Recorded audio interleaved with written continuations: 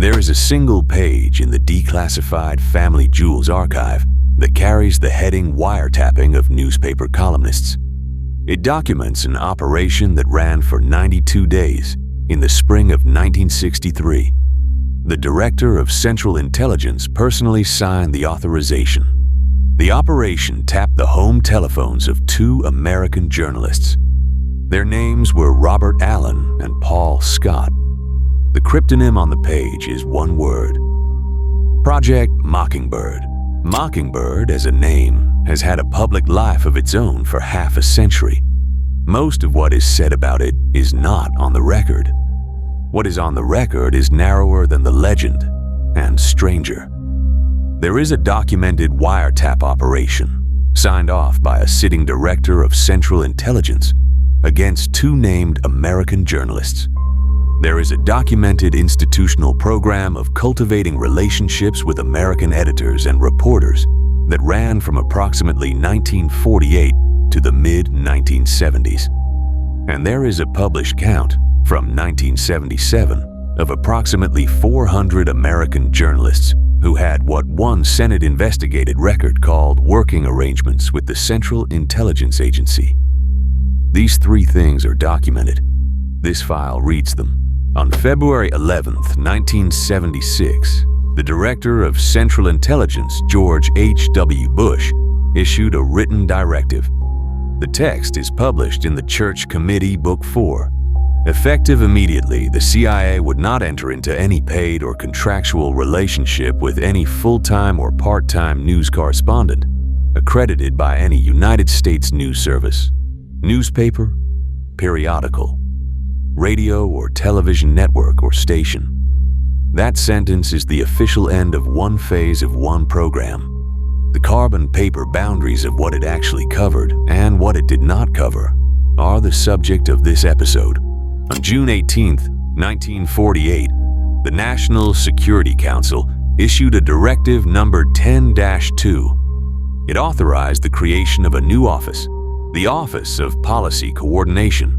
On paper, the office reported to both the State Department and the Central Intelligence Agency. In practice, it was an autonomous covert action wing. The man placed in charge was Frank Gardner Wisner. Wisner was 39. He had run OSS operations in Romania at the end of the Second World War.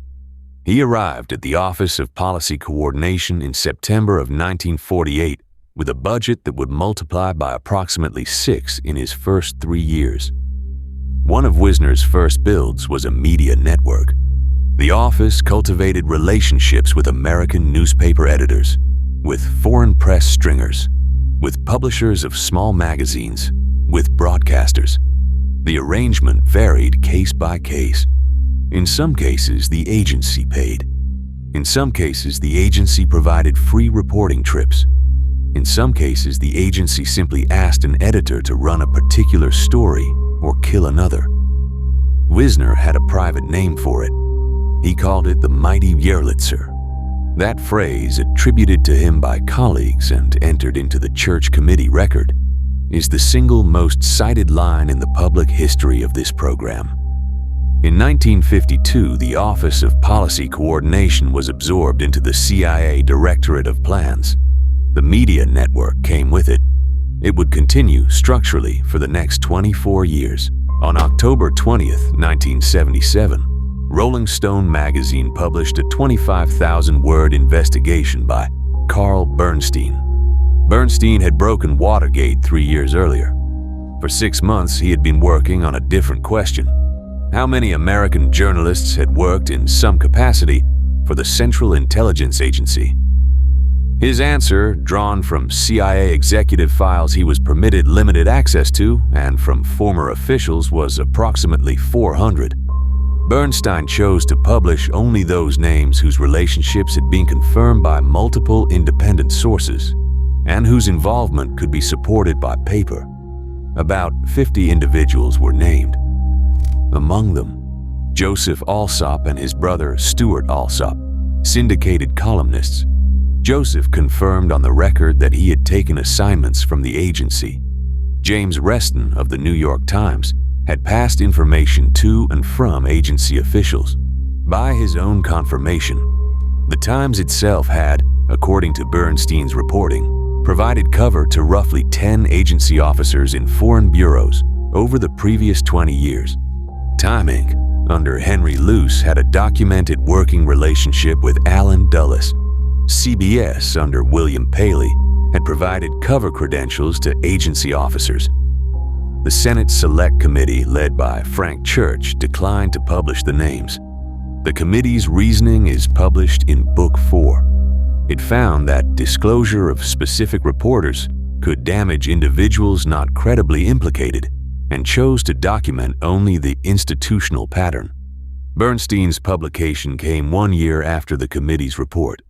It is from Bernstein's reporting, not from Church, that the 400 number entered the public record.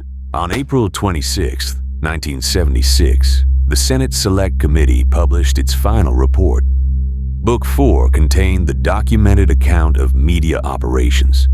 It contained no journalists' names.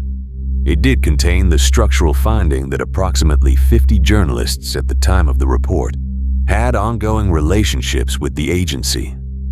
Less than 2 months later, Director Bush issued the directive read at the start of this episode.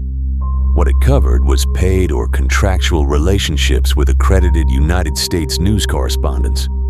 What it did not cover: freelance journalists, stringers, foreign press, editors who would simply run a piece on request, authors and academics writing for the press, documentary filmmakers, anyone not formally accredited.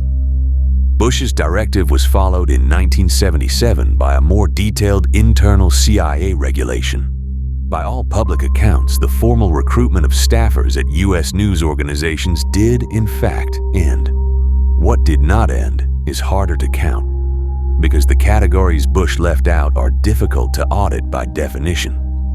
One thing did end on June 26, 2007. The family jewels were declassified.